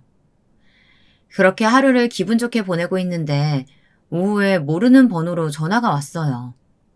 요즘 얼마나 보이스피싱이 성행합니까? 당연히 안 받았죠. 그랬더니 문자가 왔더라고요. 자기가 서부장 와이프라고 하면서요. 서부장? 서부장이 누구지? 제가 아는 사람 중에는 서부장이란 사람이 없었는데 하다가 불현듯 남편이 지나가는 말로 새로운 부장이 있다고 했던 것이 기억났죠. 저는 왜 부장 와이프라는 사람이 제게 전화를 걸었는지 도통 이해가 되지 않았어요. 거기다 제 번호는 어떻게 알게 된 것일까 싶기도 했고요. 다시 전화를 걸어봐야 하나 말아야 하나 고민하고 있는데 바로 다시 전화가 걸려왔죠. 여보세요? 문자 못 받았어요? 분명 서부장 와이프 되는 사람이라고 보냈는데. 받았습니다. 제 번호는 어떻게 하셨나요? 그런 것까진 알 거 없고 오늘 회사에 승진턱 돌렸다면서요? 맞아요? 네, 늦었지만 남편 승진 기념으로 떡이랑 음료 보냈는데 무슨 문제라도 있을까요? 제 말에 서부장 와이프는 바람 빠지는 웃음소리를 내더군요. 통화 너머로 상대방이 어이없다는 표정을 짓고 있다는 것을 느낄 정도였답니다. 저는 살짝 이 사람이 뭔가 싶었지만 차분히 대답을 기다렸어요. 한동안 말이 없던 서부장 와이프는 뭐가 잘못인지 모르냐고 제게 묻더군요. 당연히 저는 남편이 승진해서 떡을 돌렸다는 사실 어디에 문제가 있는 것인지 전혀 몰랐죠. 제가 대답이 없자 서부장 와이프는 제가 사회생활의 기본도 모른다고 화를 내기 시작하더라고요. 도대체 자기가 뭐라고 저한테 화를 내는지 통화를 하면 할수록 의문점만 늘어났죠. 진정하시고요. 제가 뭘 잘못했다고 이렇게 화를 내시는지 모르겠네요. 저는 그냥 단순히 떡이랑 음료를 돌렸는데 그게 회사에 방해가 될 정도였나요? 아니면 제가 준비한 것이 상황이라도 했나요? 그것도 아니라면 왜 이렇게 초면에 언성을 높이시는지 모르겠는데요. 진짜 도대체 어디서부터 가르쳐야 되는 건지. 얼마 전에 우리 집에서 승진턱 돌렸다는 사실 못 들었어요? 부장이 승진턱을 돌렸으면 거기에 맞춰서 돌려야 될 거 아니야. 부장님 승진턱이 있었다는 얘기는 들어본 적이 없는데요. 그리고 설사 제가 알았다고 해도 뭘 맞춰서 돌려야 한다고 하시는지 모르겠네요. 이렇게 말했는데도 무슨 말인지 모르겠다는 거야? 이봐요. 그런 것을 돌리고 싶으면 사전에 좀 알아보고 눈치껏 부장이 돌렸던 것보다 단계를 낮춰서 돌려야지. 우리 남편 입장을 곤란하게 만들 작정이야? 저는 어처구니가 없어서 대답할 생각도 못했어요. 아니, 지금 자기보다 더 잘해서 보냈다고 전화를 했단 말인데 그게 말이 되는 소린가요? 유치원생도 아니고 도대체 이게 무슨 일이냐고요. 제가 말이 없자 서부장 와이프는 이번에만 넘어가는데 다음부터는 조심하라고 하더니 전화를 끊어버리더군요. 무슨 태풍이 몰아친 것 같은 기분이 들었어요. 저녁 남편이 퇴근하자마자 저는 서부장이라는 사람도 승진턱을 했냐고 물었어요. 남편은 며칠 전 오후에 커피와 쿠키를 돌렸다고 하더군요. 저는 어떻게 생긴 것이냐고 물었지만 남편을 별것 아니라는 식으로 이야기를 하더라고요. 남편 성격에 사진으로 남겼을 리도 없고 저는 답답하기만 했죠. 그 일이 있고 나서 얼마 후 서부장 와이프에게서 다시 문자가 왔어요. 목요일에 모임이 있으니 나오라는 짧은 문구였죠. 친구에게 문자를 보여줬더니 회사에 내조 모임이 있다고 하더군요. 남편들은 일에 집중하게 하고 아내들이 모여서 봉사활동을 다니는 그런 모임이요. 하지만 진짜 봉사활동만 하는 그런 모임은 아닐 것이라고 살짝 겁을 주더라고요. 명목상으로는 그렇게 보이는데 막상 가보면 전혀 아닌 경우가 많거든. 우리 남편 회사도 그런 모임 있는데 말도 마. 모임 대표가 얼마나 개진상인데 진짜 모임 연락 올 때마다 심장이 다 벌렁거린다니까? 진상? 무슨 진상인데? 내가 전화 받은 사람만 하겠어? 저는 친구에게 며칠 전의 일을 이야기했죠. 제 이야기를 다 들은 친구는 한참을 웃기만 하더니 오히려 그 정도면 귀여운 축에 든다고 하는 거예요. 앞으로는 더 험한 꼴을 보게 될 거라고요. 이번에도 황당한데 이것보다 더한 일이 있을 수도 있다는데 어안이 벙벙했죠. 그렇게 나름의 문화 충격을 받은 저는 목요일 약속된 장소로 갔습니다. 가게를 통째로 빌린 것인지 손님들이 없더라고요. 10분 일찍 도착했는데도 이미 꽤 여럿이 있었어요. 처음 참석한 자리다 보니 자리를 어떻게 해야 하는지, 모인 사람들에게 인사는 어떻게 건네야 하는 건지 난감했죠. 그때였어요. 익숙한 목소리의 여자가 들어오더니 대뜸 제게 아는 척을 하더라고요. 이번에 차장 진급한, 맞죠? 이름이 어떻게 되죠? 네, 우하연이라고 합니다. 연락 주셨던 분이시죠? 처음 뵙겠습니다. 하연 씨라고 불러도 되죠? 내가 그날은 좀 흥분해서 말이 좀 짧게 나갔네요. 이해해요. 우리가 전화로 좀 문제가 있긴 했지만 다 지난 일이고 하연 씨가 조심만 하면 그런 일이 또 생길 일은 없으니까. 앞으로 잘 지내봐요. 그나저나 처음이라 낯설겠네. 따라와요. 소개해 줄 테니까. 네, 감사합니다. 저는 얼떨결에 거기 모인 사람들을 하나씩 찾아가 인사를 나눴어요. 이렇게까지 사람들이 모일 것이라고는 생각을 못해서 조금은 당황스러웠죠. 분위기를 보아하니 실질적으로 이 모임을 이끌어가는 사람은 서부장 와이프였지만 진짜 윗사람은 따로 있었죠. 강전무님의 와이프라고 하는데 첫눈에도 손에 물 한 번 묻혀본 적 없는 그런 사람이구나 싶더라고요. 서부장 와이프가 저를 소개하자 강전부 와이프는 아래 위로 훑어보더니 알 수 없는 묘한 웃음을 지었어요. 이야긴 들었어요. 눈치가 없다고. 그래도 남편 생각하면 앞으로 눈치 챙기는 방법은 좀 배워두는 쪽이 좋겠네요. 자기가 잘 좀 가르쳐줘. 괜히 잡음나지 않도록 조심하고. 내 말 의미 알지? 당연하죠. 아직 몰라서 그랬는데 어쩌겠어요. 제가 잘 가르쳐야지. 저를 두고 하는 말인 것은 분명한데 저에게는 말 한마디 걸지 않고 자기들끼리 쑥덕거리는 모습이 보기 편하지는 않았어요. 그렇다고 끼어들어서 한마디 하는 것도 애매해서 가만히 있었죠. 인사가 그렇게 마무리되고 식사가 시작되었어요. 봉사활동을 다닌다고 하는 말이 거짓말은 아닌 듯 일정 이야기가 오고 가기는 하더라고요. 20명 남짓 사람들이 모여 있었지만 실질적으로는 상석에 앉은 3, 4명의 사람들만 이야기를 했어요. 그럼 사전에 이야기한 대로 다음 주 수요일에 모이는 걸로 합시다.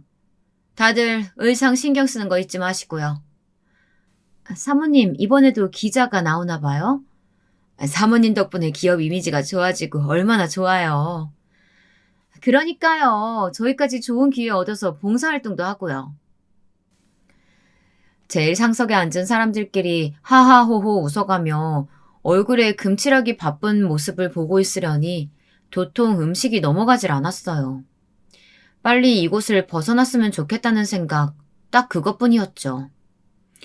서부장 와이프가 다들 시간 비워두라고 이야기를 하며 자리가 파하는 분위기였어요. 저 역시 어설프게 인사를 나누고 집에 왔죠. 남편은 제 표정이 많이 나빠 보였는지 오늘 무슨 일이 있었냐고 묻더라고요. 저는 고민 끝에 서부장이라는 사람에 대해 물었어요. 남편은 잠시 망설이더니 낙하산인데 어느 라인인지는 잘 모르겠다고 했죠. 방송에서 U라인이 어떻고 강라인이 어떻고 하는 것은 봤지만 그게 이렇게도 통용되다니. 참 아직도 혈연, 학연, 지연이 판치는 곳이 있다니 서글프기까지 했답니다. 서부장이 바로 윗사람이라 나도 자유로울 수는 없지만 소문에는 회장님 라인이라는 소리도 있어. 강 전무님 라인이라는 말도 있고. 뭐 어쩔 수 없지 뭐. 우리 같은 평사원은 그냥 눈치나 보고 비위나 맞춰야지. 자기도 진짜 직장생활 많이 힘들겠다. 서부장이 일은 잘하는 것 같아? 글쎄, 전에 계셨던 부장님이랑은 다른 건 확실해. 그냥 시키는 대로 해야지. 나한테 무슨 선택사항이 있겠어. 괜히 눈 밖에 나면 피곤해지지. 내 동기 이대리 알지? 얼마 전에 소부장한테 건의사항 하나 넣었다가 지금은 완전히 찬밥 신세더라고. 말도 안 된다 싶지만 어쩌겠어. 여긴 계급이 깡패인데. 남편은 어깨를 으쓱거리며 웃어 보였지만 그 모습을 보는 저는 마음이 복잡했어요. 어쩌면 자주 모임에 불려가게 될 것 같은데 앞으로 제 성질대로 굴지 말고 조금은 참아야겠다는 생각이 들었답니다. 봉사활동 당일 저는 약속된 장소로 나갔어요. 급식 봉사활동이라고 하더군요. 저는 혹시나 몰라 앞치마와 장갑을 챙겨갔어요. 시간이 되고 서부장 와이프를 포함한 간부들 사모님이라는 사람들이 오더군요. 진짜 그 모습을 보는데 경악을 금치 못하겠더라고요. 머리부터 발끝까지 아무리 봐도 봉사활동을 하러 온 사람들이 맞는지 의심스러운 복장을 하고 있었어요. 화려함 그 자체였죠. 얼핏 보면 간편하게 입은 것처럼 보여도 이런 것과는 조금도 어울리지 않는 옷을 입었더라고요. 심지어 화장도 얼마나 진하게 했는지 뭐하러 여기 왔지 싶었죠. 얼마 뒤 센터의 담당자로 보이는 사람들이 나오더니 굽신굽신하면서 이야기를 나누는 모습도 보였죠. 갈수록 가관이다 하고 있는데 누군가 툭툭 치더라고요. 안녕하세요, 하연씨. 저번에 이야기를 좀 하고 싶었는데 타이밍을 못 맞췄어요. 잠깐이지만 인사만 했는데 기억하세요? 안녕하세요. 기억하죠. 정아씨 맞죠? 석 차장님. 네. 봉사활동은 처음이시죠? 저희는 안쪽으로 들어가야 해서요. 같이 가실래요? 석 차장 와이프 덕분에 저는 자연스럽게 일행들과 인사를 나누며 건물 안쪽으로 들어갔어요. 다들 음식 장만이 한창이더군요. 석 차장 와이프는 능숙하게 앞치마를 걸치고는 사람들과 함께 음식을 담는 곳으로 가더라고요. 저도 눈치껏 함께 했죠. 다른 봉사자들은 귀찮다는 표정이 역력한 얼굴로 뭘 해야 할지 알려주었어요. 진짜 그 얼굴을 직접 보셨어야 했는데 마치 방해분을 보는 그런 얼굴을 하더라고요. 이게 무슨 분위기인가 하는데 곧 이유를 알 수 있었죠. 소란스러운 소리와 함께 서부장 와이프 일행들이 들어와서는 음식 간을 본다며 여기저기 기웃거리기만 할 뿐 손 하나 까딱하지 않더라고요. 곁에 있는 급식센터 담당자는 그런 서부장 와이프 일행을 막을 생각은 하지도 않고 웃으며 맞장구만 치고 있었고요. 저는 애써 그 사람들을 모른 척하고 묵묵히 제 할 일을 하고 있었어요. 그런데 서부장 와이프가 저를 발견했는지 곁으로 다가오더군요. 하연씨, 한두 번 해본 솜씨가 아니네요. 이런 일 많이 해봤나 봐요? 그냥 대학 시절 아르바이트를 좀 하기는 했지만 이런 일은 저도 처음이에요. 그럼 선천적으로 이런 잡일이랑 잘 맞나 보네. 다행이야. 잘 어울리는 애를 찾아서. 그럼 수고해요. 서부장 와이프는 뭐라 대꾸할 틈도 없이 사람들을 해치고는 센터장과 강전무 와이프가 이야기를 나누는 곳으로 다가갔어요. 울컥한 제가 따라 나서려는데 옆에 석 차장 와이프가 저를 붙들고는 고개를 젓더군요. 괜히 일 크게 키우지 말고 조용히 하다가 가자고 하면서요. 저는 분노로 숨이 턱턱 막혀왔지만 차분하게 심호흡을 하고는 다시 하던 일에 집중하기 시작했어요. 얼마 안 있어 서부장 와이프가 일행들과 나누는 이야기는 또렷하게 들려왔죠. 이번에도 이렇게 봉사활동하러 와주시고 얼마나 도움이 되는지 몰라요. 워낙 저희 강전무 사모님께서 관심이 많으시잖아요. 이런 봉사활동에. 오늘도 없는 시간 만들어서 오셨다니까요? 무슨 그런 얘기까지 낯간지럽게. 돈 기부도 좋지만 이런 일에 동참하면서 알리는 것도 다 우리가 해야 하는 일이잖아. 그러니까요. 사모님 깊은 마음을 우리가 다 헤아릴 수 없어서 늘 아쉽죠. 저희야 이렇게 도움 주셔서 감사하기만 하죠. 이제 시간 다 됐는데 어떻게 급식 봉사까지 하고 가시겠어요? 아무래도 사진은 그쪽이 잘 나올 것 같은데요. 센터장의 권유로 서부장 와이프 일행이 나가고 나자 봉사자분들의 욕설이 들리면서 다들 손이 더 바쁘게 움직였어요. 제가 잘못한 것도 아닌데 저까지 고개가 숙여지더군요. 급식 현장에 나와보니 서부장 와이프의 일행들은 맨 앞에 떡하니 자리 잡고는 생글생글 웃으면서 급식을 담아주고 있었어요. 저는 뒤편에 자리를 잡아 빈 식판을 모으는 일을 했죠. 사진기자가 몇 컷 촬영을 하고는 가버리자 서부장 와이프 일행도 안으로 들어가 버렸죠. 얼굴이 타면 안 된다는 둥, 너무 봉사활동을 많이 하셨다는 둥, 말도 안 되는 소리를 하면서 말이에요. 참 기도 안 차는데 그걸 지적할 틈이 없이 바쁘더라고요. 늘 이런 식이에요. 봉사활동 와서 일하는 사람들은 차장급이나 부장급 와이프들이죠. 저분들은 사진만 찍으면 끝이거든요. 매번 이런 식으로 하는데 다들 나오시는 거예요? 처음에는 이런 취지가 아니었는데 강전무 사모님께서 모임을 이끌기 시작하면서 좀 변했어요. 거기다 서부장 사모님까지 합세하고 난 이후로는 아휴 정말이지. 처음 하는데도 이렇게 화가 나는데 정말이지 대단하세요. 다 참아가며 하시다니. 어쩌겠어요. 서부장이나 그 사모님이나 똑같은 인간들이라 괜히 미운털 박히면 큰일인데. 하연 씨 오기 전에 김 차장 와이프가 서부장 사모님한테 대들었다가 어떻게 됐는지 들었어요? 김 차장님 바로 현장 발령받아 지방으로 갔잖아요. 그런 일이 진짜 있을 수 있다고요? 아니 회사 일에 여기에 있었던 일이 무슨 상관이라고요? 하연 씨가 아직 몰라서 그러는데 지금 이 모임을 끌고 가는 분들이 그렇게 힘 자랑하는 걸 좋아하는 사람들이라 어쩔 수가 없어요. 식판 뒤처리를 하면서 석 차장 와이프뿐만 아니라 오 차장 와이프까지 가세에서는 그동안 있었던 일들을 쭉 들려주는데 소름이 확 돋았어요. 대학 시절 때 해보고 정말 오랜만에 대량의 설거지를 했더니 허리가 뻐근한 것이 피곤하더라고요. 빨리 집에 가서 쉬고 싶었죠. 그런데 서부장 와이프가 와서는 식당에 점심 예약이 되어 있다고 가자고 하더라고요. 거절하고 싶은 마음이 굴뚝 같았지만 방금 들은 말도 있고 해서 어쩔 수 없이 따라갔죠. 식사를 한창 하고 있는데 갑자기 서부장 와이프가 호들갑을 떨며 큰 소리로 이야기를 하더라고요. 사모님, 다음 주에 김장 하신다고요? 어머, 맛있겠다. 저희도 부르실 거죠? 민폐인 거 아닌가 모르겠네. 와서 도와주면 나야 고맙지. 우리 그이가 워낙 김치를 좋아해서 여러 종류를 넉넉하게 할 건데 와서 좀 도와주고 가져가면 되겠네. 그럼요. 당연히 가야죠. 강정무님 때 김치 맛볼 수 있는 기회가 어디 흔한가요? 서부장 와이프의 말에 다들 떨떠름한 표정을 애써 숨기면서 알겠다고 대답을 했죠. 이 와중에 저는 조심스럽게 손을 들어 갈 수 없다고 말했어요. 삽시간에 분위기가 얼어붙었죠. 가고 싶은 마음이 전혀 없기도 했지만 그날은 상품 때문에 거래처도 돌아야 하고 무엇보다도 점심에 아버지와 약속이 있었거든요. 하연 씨, 잠깐 나 좀 따로 볼까? 사모님, 제가 얘기할게요. 걱정 마시고 들어가세요. 그럼 알아서 잘 처리해요. 부장 승진한 지 얼마 안 됐다곤 하지만 서 부장도 부장 타이틀 길게 달고 갈 건 아니잖아. 안 그래?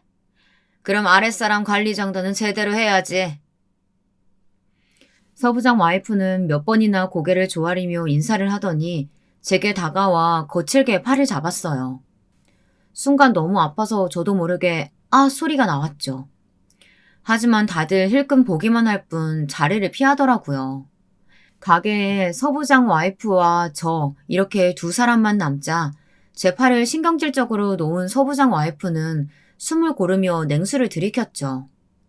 저는 아려오는 손목을 돌리며 서 부장 와이프를 노려보았어요. 진짜 하연 씨, 사람이 왜 이렇게 말귀를 못 알아들어? 아니 그 자리에서 못 나온다는 말이 나와요? 저번에 내가 소개할 때 뭐로 들었어요? 강 전무님 사모님이라는 말 못 들었어요? 들었어요. 하지만 그날 저도 일정이 있어서 못 가는데 그런 말도 못하나요? 못하는 게 아니라 안 해야 되는 거지. 일정이 있으면 옮기던가 아니면 거길 안 가던가. 이 자리가 얼마나 중요한데 여기서 고작 차장 와이프가 입을 열어요, 열기를. 다른 사람들 하는 거 못 봤어? 갑자기 일정을 맞춰라. 무조건 네라고 대답해라. 여기가 군대도 아닌데 제가 왜 그렇게까지 해야 하는데요? 지금 하연 씨 행동이 남편한테 어떤 영향을 줄지 생각은 안 해봤어요? 진짜 한번 본때를 보여줘야 정신을 차리려나. 아, 정말 짜증나게. 하여튼 다음 주 수요일 이상한 소리 하지 말고 내가 문자 보내줄 테니까 그쪽으로 와요. 김장 준비해서. 서 부장 와이프는 더 이상의 이야기는 필요 없다는 듯이 나가버렸죠. 저는 살짝 참았어야 하나 후회가 되기도 했지만 무슨 일이라도 있을까 싶기도 했어요. 하지만 제가 정말 아니랬더라고요. 남편이 퇴근 시간이 되어도 들어오지 않기에 연락을 했지만 도통 받지를 않았죠. 아무리 바빠도 퇴근인지 아니면 야근인지 꼭 연락을 주는 사람인데 이게 무슨 일인가 싶었어요. 10시가 넘어가자 저도 점점 초조해졌죠. 밤 11시가 되어서야 남편과 연락이 닿을 수 있었어요. 지방이라고 하더라고요.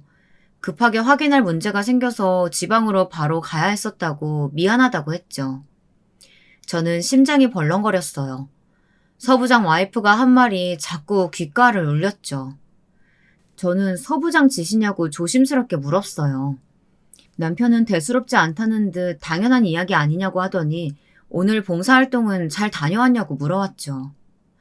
저는 입술에 피가 날 정도로 꽉 깨물었어요. 진짜 이렇게 나오다니 다들 제정신이 아니구나 싶었죠.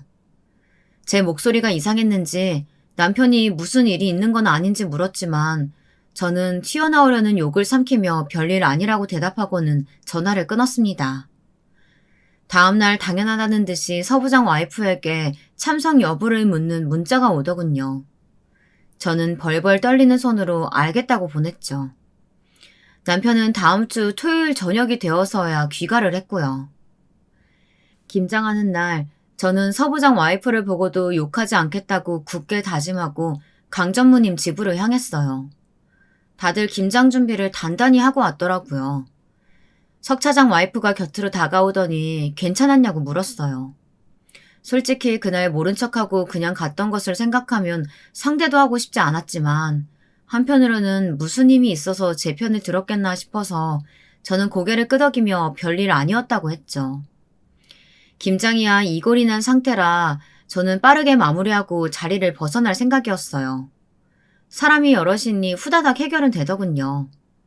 당연히 강전무 와이프는 우아하게 앉아서 커피만 홀짝이고 있었고 무슨 바람이 불었는지 서 부장 와이프는 앞치마에 장갑까지 끼고는 여기저기 돌아다니면서 김장을 진두지휘하고 있었죠.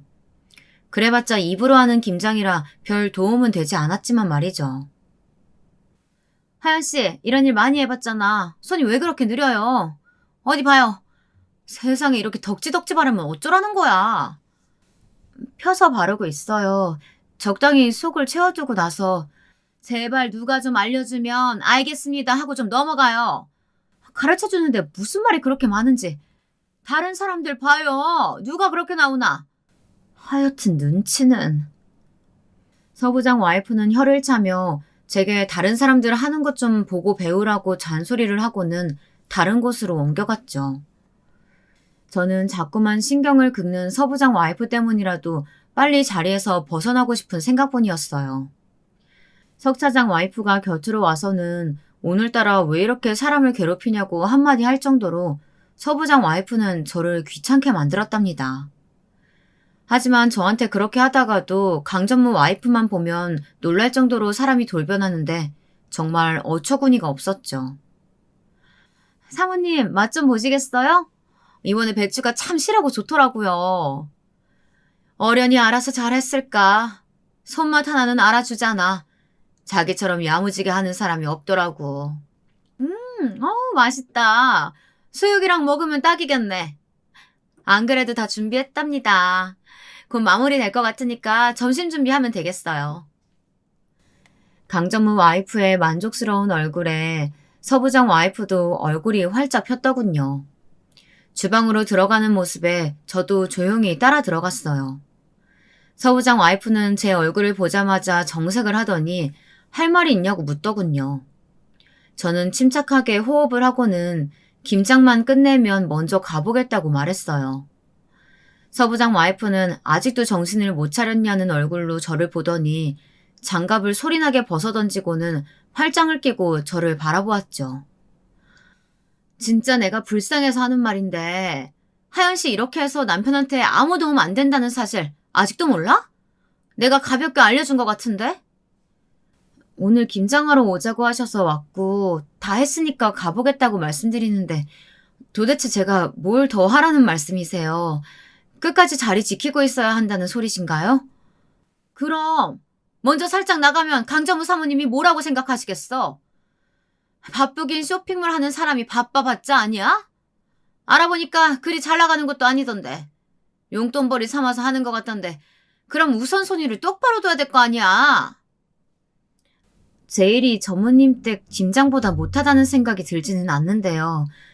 그리고 자꾸 남편 가지고 겁을 주시는데 저도 참고 있지는 않아요. 자꾸 이러시면. 해볼 테면 해봐요. 하연 씨가 뭘 할 수 있는지는 모르겠지만. 뭐가 중요한지 구분도 못하고 천방지축으로 날뛰다가 피눈물을 흘려봐야 후회하지. 그래도 우리 그의 아랫사람이라고 내가 신경 좀 써주려고 했더니 굴러들어온 복 싫다고 차버리는 사람한테 내가 무슨 말을 더 하겠어? 가요. 사모님 눈에 띄지 말고. 괜히 하연 씨 같은 사람 때문에 기분 상하시면 안 되니까. 서부장 와이프는 화가 잔뜩 난 얼굴로 제게 축객령을 내렸어요. 저는 이를 악물고 그 집을 나왔죠. 저는 사람이 없는 곳으로 가서 마음껏 소리 지르고 싶은 충동이 들었지만 거래처 일이 남아 바쁘게 움직였어요. 당연히 아버지와의 약속은 없던 일이 되었고요.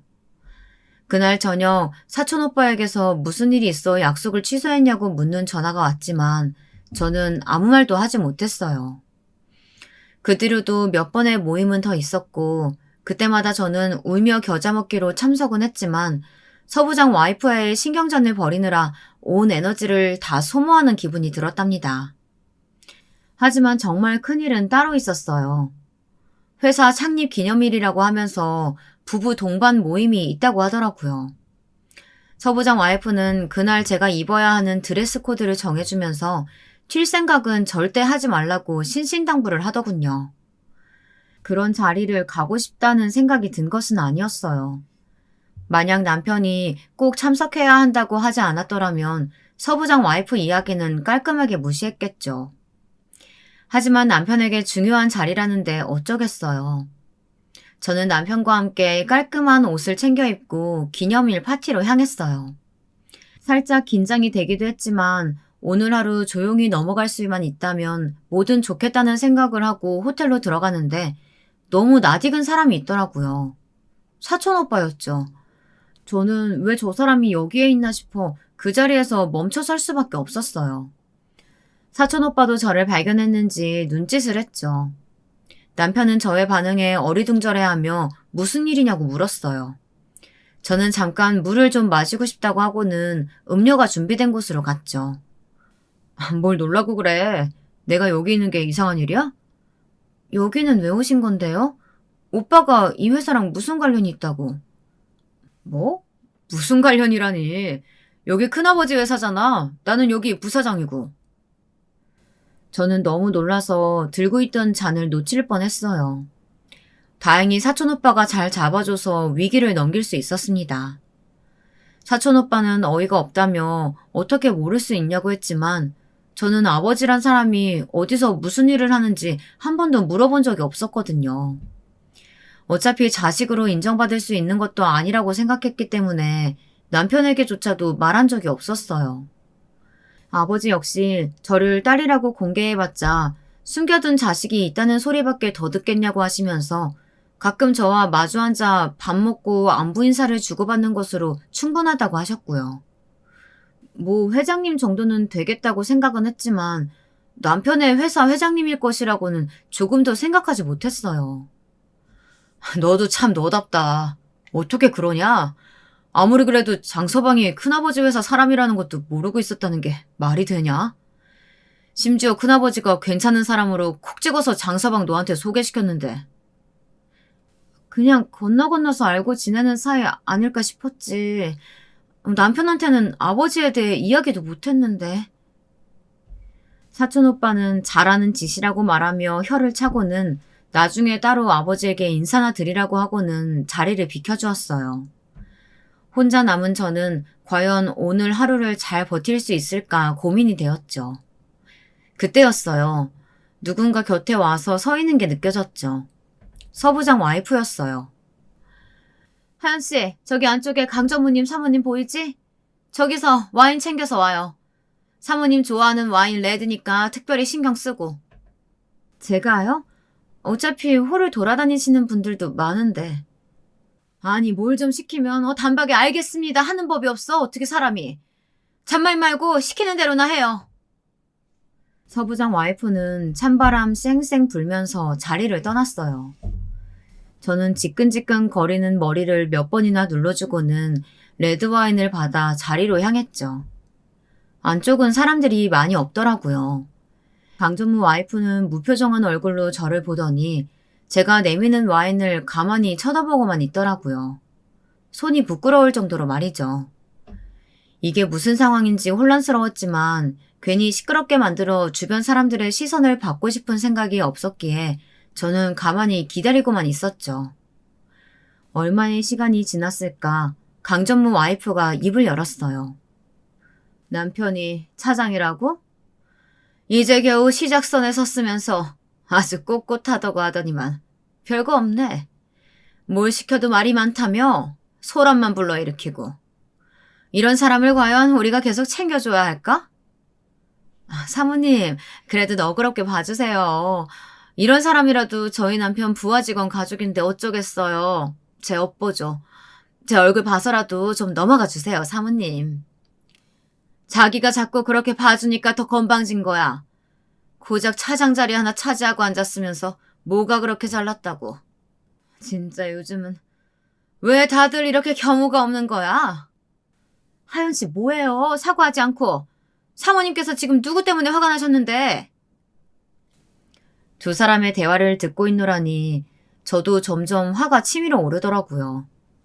저는 들고 있던 와인을 단숨에 비우고는 강전무 와이프와 서부장 와이프를 노려보았어요. 제 시선이 바뀐 것이 느껴지자 두 사람도 어이가 없다는 얼굴로 헛웃음을 지었죠. 뭐, 내가 한 말에 기분이라도 나빠요? 하연씨? 남편 승진은 다 아내들의 내조에 걸렸다는 소리도 못 들어봤어? 아니면 그런 교육을 받을 기회가 없었나? 말씀이 지나치시네요. 제가 아부나 좀 떨었다고 남편이 승진한다면 그게 어디 정상적인 회사겠어요? 제대로 된 기업이면 적어도 능력에 맞게 대우를 해줘야 더 성장할 수 있는 곳이라고 생각하는데요. 와이프 말 몇 마디에 인사가 결정된다면 그게 더 문제 있죠. 지금 미쳤어? 여기가 어디라고 함부로 말을 내뱉고 있어? 미친 건 그쪽이겠죠. 툭하면 자기 말 몇 마디로 저희 남편 사회생활 엉망으로 만들겠다고 하시는데 그런 말 하는 자신이 부끄럽지도 않으세요? 야, 이년아! 너는 눈치도 없냐? 처세 제대로 안 해? 남편 승진하는 거 싫어? 어디서 이따위 행동이야? 결국 제 말에 화를 못 이긴 서부장 와이프가 빽 하고 소리를 질렀어요.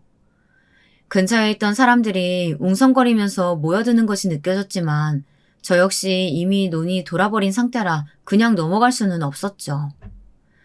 저는 당장이라도 달려들 기세였지만 부드럽게 제 손을 감싸는 느낌에 정신이 번쩍 들었어요. 남편이었죠. 여보, 그만하자. 대화가 통하는 사람들이 아니야. 당신도 이런 대접 받을 사람 아니고. 그쪽이 장 차장인가 보네. 나 알죠? 서부장 와이프 되는 사람이에요. 도대체 집에서 와이프 단속을 어떻게 했길래 이런 상황을 만들길? 여기가 감히 어디라고? 이 사람 사모님께 그런 소리 들을 만큼 실수했다고 생각하지 않습니다. 그리고 직장 일은 온전히 제가 해결하는 것이지 이 사람이 어떻게 하느냐에 달린 문제가 아니라고 생각합니다. 일찍 차장 달았다고 앞으로 승승장구할 수 있을 거란 보장은 없을 텐데요. 와이프가 잘 모르면 장 차장이라도 정신을 차려야죠. 알만한 사람이라고 생각했는데 아닌가 보네요. 우리 그이가 사람을 잘못 봤나 봐요. 끼리끼리 논다는 말이 괜히 어디서 나왔겠어요, 사모님. 다 그 밥에 그 나물이죠. 정말이죠. 어쩌다 저런 사람을 부하 직원으로 둬서는 이번 기회에 좀 치워버려야겠어요. 저는 남편을 몰아붙이는 두 사람 때문에 겨우 가라앉힌 분노가 다시금 치솟는 기분을 느꼈어요. 사람들이 점점 더 많이 주변에 모이는 것이 느껴졌죠. 하지만 저는 더 이상 참지 못하고는 버럭 소리를 질렀어요. 평생 제 입에서 그런 말이 나올 것이라고는 생각조차 해본 적 없는 말이죠. 이봐요. 말 다 했어? 내가 더 이상 남편으로 겁주지 말라고 했을 텐데. 가만히 안 있겠다고. 가만히 안 있으면 어떻게 할 건데? 무식하게 머리채라도 잡아보려고? 해봐. 할 수 있는 게 있으면 해보라고. 생각이라고는 없는 주제에. 야, 이년아. 너 말 다 했어? 내가 뭘 할지 보여줄까? 이 회사 회장이 우리 아버지거든? 저의 폭탄 선언에 주변이 삽시간에 조용해졌어요. 다들 회장님께 딸이 있었느냐며 놀라는 말들이 대부분이었죠. 순간 저는 실수했다는 생각에 두 눈을 질끈 감았어요. 남편도 당황한 얼굴로 저를 보는 것이 느껴졌죠. 이미 엎어진 물이나 다름없었어요. 서부장 와이프는 사색이 돼서 강전무 와이프를 바라보았어요. 하지만 강전무 와이프는 여유로운 얼굴로 피식 웃음을 지으며 사장님께는 자식이 없다는 말을 했어요. 서부장 와이프는 다시 기세등등한 목소리로 별 거짓말을 다 한다며 저를 비웃었죠. 하지만 그 웃음도 길게 갈 수 없었어요. 생각지도 못한 사람의 등장 때문이었죠. 거짓말이라뇨? 우리 동생이 그런 거짓말을 할 리가 없지 않습니까? 그쵸, 강정우님?